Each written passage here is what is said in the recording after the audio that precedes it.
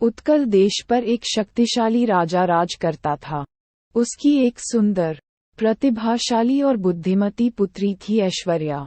सुरीली आवाज की सम्राज्ञी और एक बेहतरीन नृत्यांगना होने के साथ साथ उसे वेद ग्रंथों का भी खूब ज्ञान था। ऐश्वर्या को अपने रंग रूप, ज्ञान और गुणों पर काफी गर्व था। 21 वर्ष की होने पर उसके पिता ने कहा, पुत्री, मैं तुम्हारे लिए स्वयंवर आयोजित कर रहा हूँ। इसमें देश भर से राजाओं राजकुमारों को आमंत्रित किया जाएगा। जिसे तुम चाहो अपना वर चुन सकोगी। पिताजी, मेरा स्वयंवर साधारण नहीं होना चाहिए।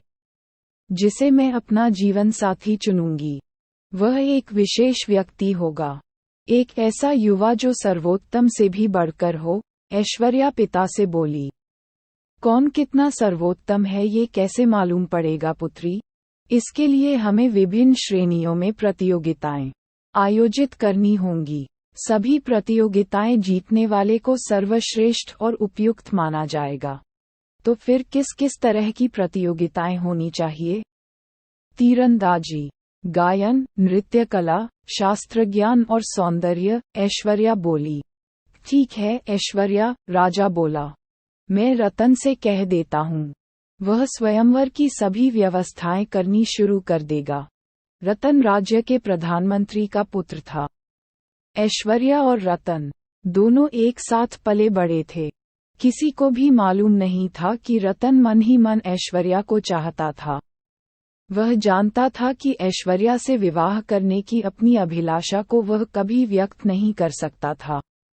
अब वह ठहरा एक मंत्री का बेटा और ऐश्वर्या इतने बड़े देश के राजवंश की राजकुमारी। 6 महीने बाद प्रतियोगिताएं प्रारंभ हो गईं। दूर देश से राजा, महाराजा, राजकुमार और राजसी पुरुष इनमें भाग लेने पहुंचे। सभी प्रजावासियों ने एक एक प्रतियोगी की प्रतिभाओं को देखा। हफ्ते भर ये प्रतियोगिताएं चलती रहीं और 8वें दिन परिणाम घोषित किए गए। कोई भी राजा या राजकुमार स्पष्ट विजेता नहीं बन पाया। कौशल का राजकुमार कामदेव सबसे सुंदर था तो उल्हास राज्य का राजकुमार प्रकृत गायन में प्रवीण था। कृतिका के नृत्यानंद ने नृत्य में अपना लोहा मनवाया तो कांचीपट्टनम के पराक्रम सर्वोत्तम तीरंदाजा घोषित किए गए। शास्त्र ज्ञान में स्वस्तिपुर के ज्ञानचंद्र विजयी रहे। अब क्या किया जाए पिताजी? ऐश्वर्या ने पूछा। इन्हीं में से तुम्हें अपना वर चुनना है पुत्री, राजा ने उत्तर दिया। लेकिन कैसे पिताजी? मैं तो चाहती थी मेरा वर सर्वश्रेष्ठ से बढ़कर हो, पर ये प्रतियोगी तो एक एक गुण में ही श्रेष्ठ हैं। मैं तो कहता हूँ कि इन 5 युवकों को यहाँ कुछ दिन और अतिथि के रूप में रहने दो। शायद ये सामने आ जाए कि इनमें से कौन सर्वश्रेष्ठ है। राजा ने पुत्री को सलाह दी। इस तरह 5 राजकुमार महल में कुछ दिन और रहे। स्वयं को सबसे श्रेष्ठ सिद्ध करने के लिए वे हर संभव प्रयास करने लगे। सूर्य की पहली किरण के साथ ऐश्वर्या को प्रकृति की मधुर आवाज में रोमांचकारी गीत सुनने को मिलते। वह नीचे बगीचे में खड़ा गा रहा होता। जैसे ही वह सीढ़ियों से उतरकर नीचे आती तो राजसी वेशभूषा में सजा धजा कामदेव राजकुमारी के समक्ष अपना प्रणय निवेदन रखने के लिए खड़ा रहता। इसके बाद ज्ञानचंद्र राजकुमारी के साथ वेदों और उपनिषदों पर विमर्श करना शुरू कर देता था। फिर पराक्रम भी कहाँ पीछे रहता। वह भी राजकुमारी को अपनी धनुर्विद्या का प्रदर्शन दिखाता। शाम के समय जब वह अपने कक्ष में आराम कर रही होती तो नृत्यानंद उसे नृत्य कक्ष में अपना शास्त्रीय नृत्य दिखाने के लिए बुला लेता। जैसे जैसे ऐश्वर्या उनके साथ समय बिता रही थी, वैसे वैसे उसकी उलझन बढ़ती जा रही थी। किससे विवाह करे, इस प्रश्न का उत्तर तलाश पाना स्वयं उसके लिए कठिन हो गया। ये दुविधा उसने रतन को बताई। इसमें मैं आपकी कोई सहायता नहीं कर सकता राजकुमारी ऐश्वर्या। ये निर्णय आपका है और आपको ही लेना है।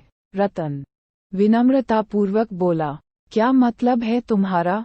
मैं क्या चाहती हूँ मुझे नहीं पता। अपना सिर झुकाकर रतन बोला। विवाह के लिए आप किसी व्यक्ति को तलाश रही हैं या किसी गुण विशेष को? स्वाभाविक है। किसी व्यक्ति को, चिढ़कर ऐश्वर्या ने जवाब दिया। तो फिर आप पर गुणों की धुन क्यों सवार है? इस चक्कर में आप वर को भूल रही हैं। सुंदर युवा, उत्कृष्ट नर्तक, कुशल धनुर्धर, प्रतिभाशाली गायक और शास्त्रज्ञाता होने से पहले वे कैसे व्यक्ति हैं? क्या आपने ये जानने का प्रयास किया? रतन ने अपनी बात को मजबूती से रखा। ऐश्वर्या हैरान थी। उसने सोचा नहीं था कि रतन उसके बारे में इतनी गहराई से सोचता होगा। इससे पहले वह कुछ कहती, रतन चला गया। रतन के कहे शब्द रात भर राजकुमारी के दिमाग में गूंजते रहे। अगले दिन मौसम बहुत सुहावना था।